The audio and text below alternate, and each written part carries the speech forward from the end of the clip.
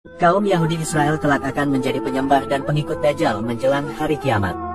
Mereka bahkan sangat patuh terhadap perintah Dajjal hingga mengakuinya sebagai Tuhan dan Juru Selamat. Pada akhir zaman nanti, Dajjal akan muncul di antara negeri Syam dan Irak, tepatnya di daerah yang bernama Khurasan.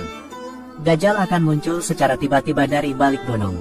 Saat itu, Dajjal keluar dengan membawa api dan air. Sesuatu yang kelihatannya seperti air, sesungguhnya itu adalah api yang membara.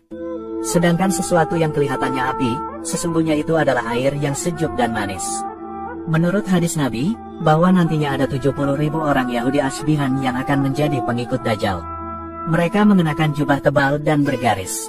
Kedatangan Dajjal benar-benar membuat kaum Yahudi sangat gembira sekali.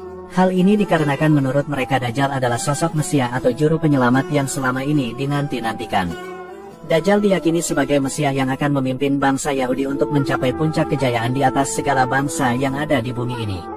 Namun, ternyata anggapan kaum Yahudi itu keliru dan salah kaprah.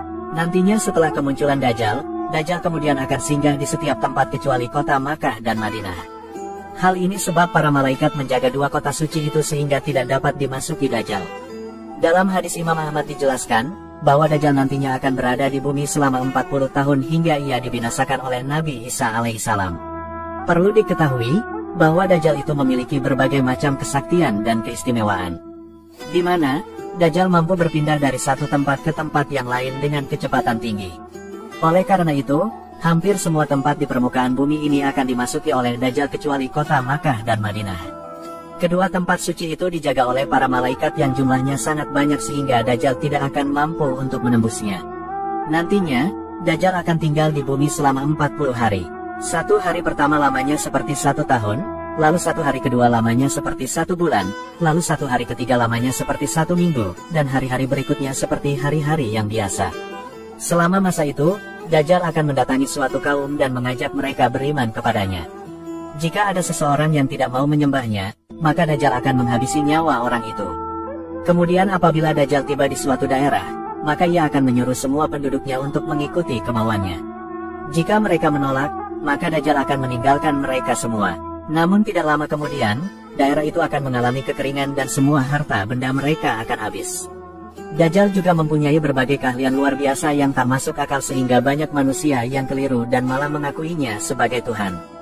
Di antara keahlian dan kesaktian itu adalah membawa surga dan neraka, memiliki 2 sungai yang mengalir, membawa air dan api, memiliki kecepatan gerak seperti angin, bisa membawa bukit roti dan daging, bisa memerintah tanah kosong untuk mengeluarkan harta karun, bisa memerintah langit dan bumi, bisa menahan dan melepas matahari, bisa membangkitkan orang mati, dan masih banyak lainnya. Namun perlu kalian ketahui, bahwa semua kekuatan yang dimiliki Dajjal ini ternyata hanyalah tipuan belaka. Pengaruh Dajjal akan banyak membuat manusia ingkar kepada Allah dan berbuat kerusakan yang sangat besar. Oleh karena itu, nantinya Allah akan menurunkan Nabi Isa alaihissalam ke bumi untuk memerangi Dajjal. Pada saatnya nanti, Nabi Isa akan turun di sisi menara putih di sebelah timur Damaskus, di mana kedua tangannya diletakkan di antara sayap-sayap 2 malaikat. Kedatangan Nabi Isa mengemban misi untuk membunuh Dajjal. Beliau kelak akan mengejar Dajjal hingga ke daerah Bablud di daerah Palestina. Dan disitulah nantinya Nabi Isa berhasil menghabisi dan mengakhiri kehidupan Dajjal di muka bumi ini.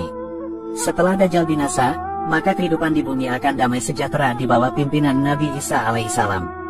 Nantinya selain mengajak umat manusia untuk mengikuti ajaran Nabi Muhammad, Nabi Isa alaihissalam juga akan menjalankan beberapa misi lain.